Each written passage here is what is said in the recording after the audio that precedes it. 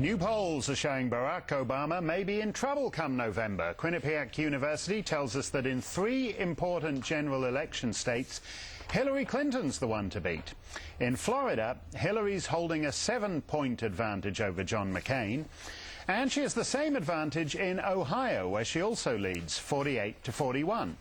Only in Pennsylvania is Barack Obama beating McCain, edging the Arizona senator by 6 points.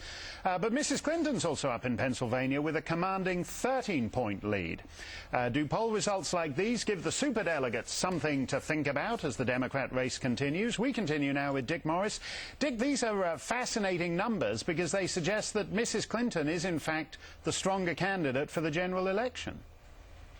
Well, I don't know if that's true. I think that at the moment, in those states, she's somewhat stronger. The national numbers don't bear that out in particular. There are 2 or 3 point differences, and they bounce all over the place day by day. It's basically a tied race for both of them. But I do think that Hillary has inflicted a lot of damage on Obama. And I think you put your finger on it, Mark, in the last segment. The reason she's doing that is because it serves her political advantage if she's not vice president for McCain to win and Obama to lose, because that creates a vacancy in 2012, and she could then run for president and have a decent shot at getting the nomination and winning. But if Obama's the president, he's going to go for re-election, and that is no vacancy. And I think that that's motivating her, and I think that you're seeing some of the effects of that. Don't forget, Obama has just taken a terrific pounding with negative ads in Pennsylvania and Ohio, and it's showing. Yeah, but if you take, for example, my own state, New Hampshire, that's a purplish state. That's a state that's in play. And right now, it shows that if it's McCain-Obama, McCain beats Obama. If it's McCain-Clinton, that's a toss-up state again. Isn't the reality here that in the purplish states, Mrs. Clinton does have a more competitive edge over Senator Obama? Well, New Hampshire is a special situation because McCain is so liked there.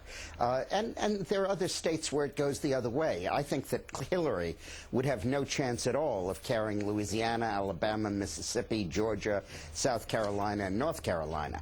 And I think Obama has an excellent chance of carrying those states because there's such a high black percentage, and with an increased turnout, you could get over 40% of the vote in some of those states cast by African Americans. So it more or less evens out, and it's very early for that kind of analysis. But the fact remains that the superdelegates are going to just go ahead and ratify the Obama choice, and nothing new is going to happen. These folk, Obama will have this thing clinched in about a week and a half. And by the way, did you see, Alan, that Murtha, the congressman from Pennsylvania, did just what I was urging on this show?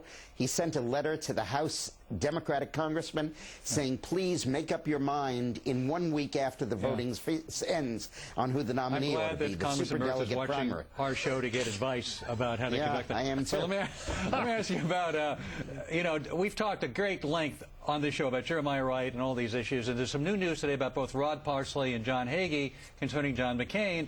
First, John McCain renouncing Hagee after we find out that Hagee did not just make anti-Catholic comments, we'll get into this more later in the show, but talked about the Jews not being spiritually alive, and that Hitler being sent by God to get the Jews out of Europe and move toward Palestine.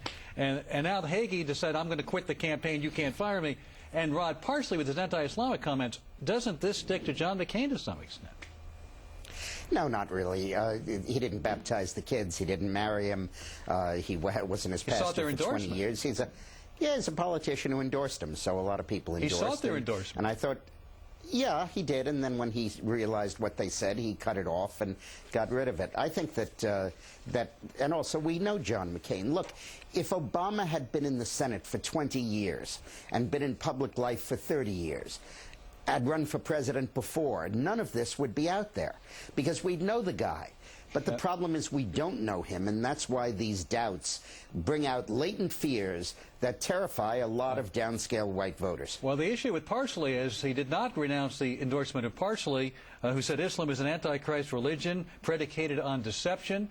Parsley, and he said Parsley is a spiritual guide, Parsley is a moral compass.